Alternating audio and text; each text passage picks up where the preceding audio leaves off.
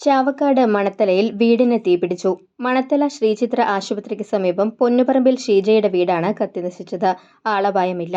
വെള്ളിയാഴ്ച ഉച്ചയ്ക്ക് 12:30ഓടെയാണ് സംഭവം. അടുപ്പിൽ നിന്ന് തീ ആളിപ്പടരുന്നത് കണ്ട ഗൃഹനാഥ ഗ്യാസ് സിലിണ്ടർ എടുത്ത് വീടിന് പുറത്തേക്ക് ഓടി രക്ഷപ്പെടുകയായിരുന്നു. തുടർന്ന് അയൽവാസികളും നാട്ടുകാരും ചേർന്ന് തീയണച്ചു.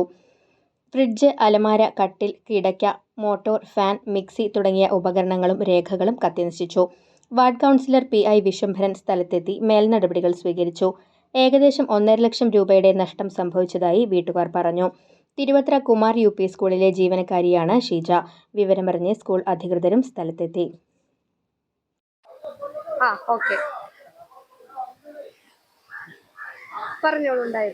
തീ കൂട്ടിയിട്ട് ഞാൻ വരാന്തയിൽ വന്നിരിക്കുകയായിരുന്നു കട്ടിലിന്ന്.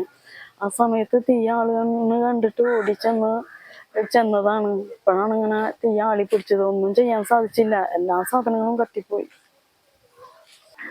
അലമാരി കത്തിപ്പോയി, ഫ്രിഡ്ജ് കത്തിപ്പോയി, 2 കട്ടിലും, കിടക്ക സാധനങ്ങൾ, പാത്രങ്ങൾ, അടുപ്പ് എല്ലാം കത്തിപ്പോയി.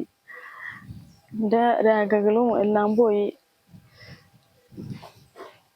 പൈസയുടെ കാര്യം ഞാൻ ഏകദേശം 1 ലക്ഷം രൂപയുടെ സാധനങ്ങൾ കത്തിപ്പോയിട്ടുണ്ടായിരിക്കും.